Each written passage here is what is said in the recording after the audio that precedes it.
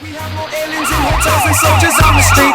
The warning's there, yet none compete. Oh, Starmer, time to go. Right, here we go. Listen up, because what I'm about to tell you is the biggest authoritarian power grab in British history, and it's happening right under our noses. If you do not believe me, you can go onto the Parliamentary Bills webpage, type in data, and read this bill for yourself. Because the data bill is about to pass its third and final reading before receiving royal assent.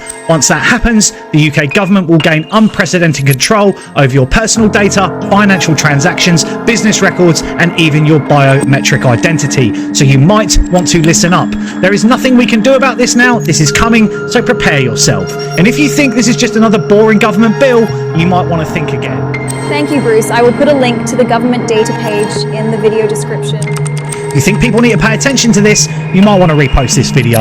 I would suggest every single person that does that, because people need to know what's coming. Some of you may have seen my videos previously on this. I have done them endlessly for the last 2 years. Well, it's been updated, and this bill completely overhauls how data is accessed, used and controlled in Britain, and it will introduce massive government control over personal and business data. Your financial transactions, purchases, service usage and even customer reviews could be forcibly shared with the government. A digital verification service trust framework, a government controlled identity system that centralizes digital ID verification, making every aspect of your online presence trackable, and new powers for regulators like the Financial Conduct Authority to force businesses to comply with government mandated data sharing rules, and the removal of Independent Information Commissioner, replacing it with a state controlled Information Commission, meaning data regulation will be fully dictated by the government. And if you've got this far, sounds pretty bad, doesn't it? Well, we are just getting started, because this bill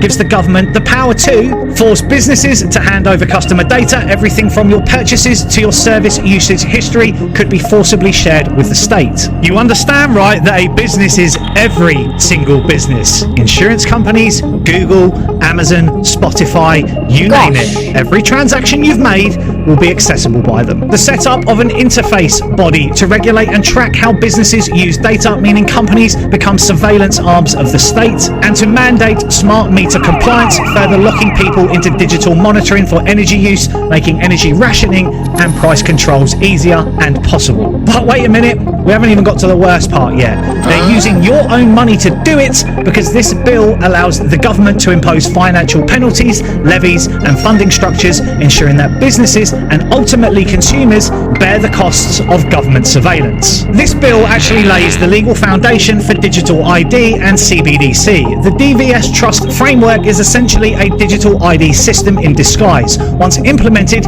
you won't be able to access online services, banking or even public services without a government-approved digital ID. CBDCs will be the final piece of the puzzle. Once the government can track all your digital transactions under this bill, the next logical step is programmable money controlled by the state. But that's not happening, you say. They can't do that.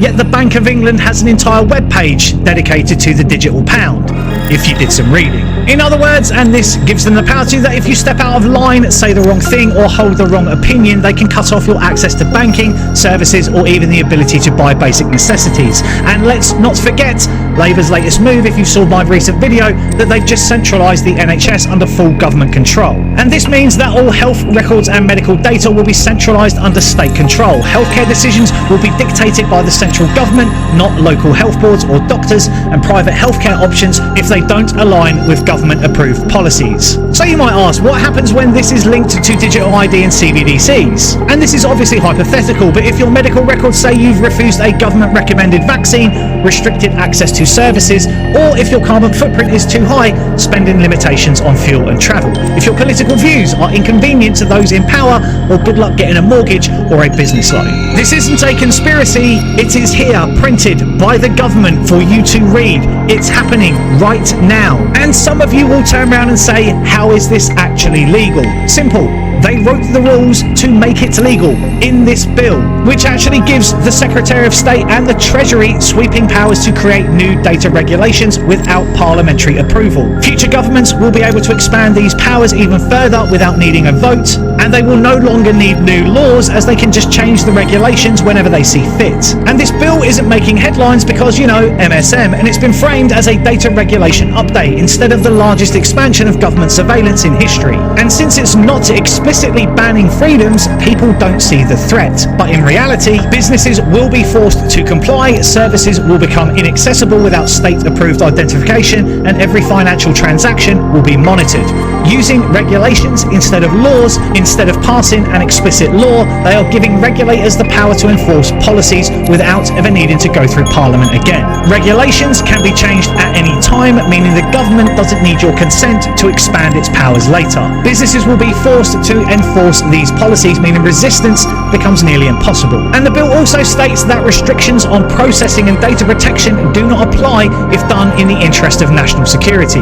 You're a far-right extremist. Well, that gives us the power to deem you a national threat and have a look at everything you're doing. Also meaning that GDPR and privacy protections can be overridden at will, and the new State-Controlled Information Commission will be responsible for policing itself.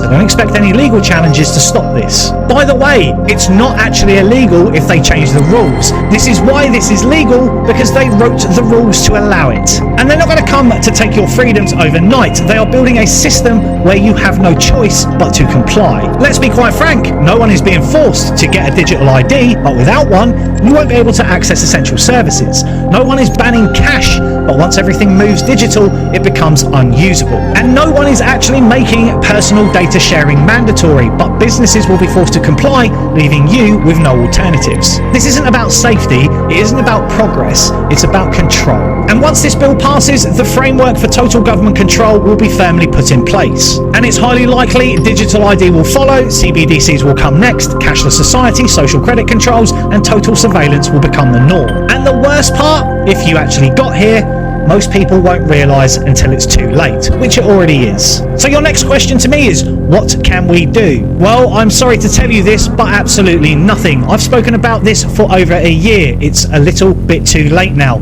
So why do I bother doing this video? Well, have you ever heard the theory of the boiling frog? It's basically a metaphor suggesting that people may fail to react to gradual yet potentially dangerous changes until it's too late.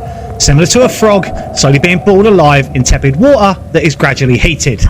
Well, I'm just letting you know that there's a fire underneath the pot we're all sitting in, and it's fully burning now. All props to Bruce, I'm no frog. I'm a fierce lioness, raw.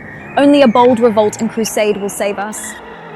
Thank you, and don't forget to subscribe to Poppy TV for the latest unbiased scoops. From the biscuit to the tea of England will be free on Poppy TV.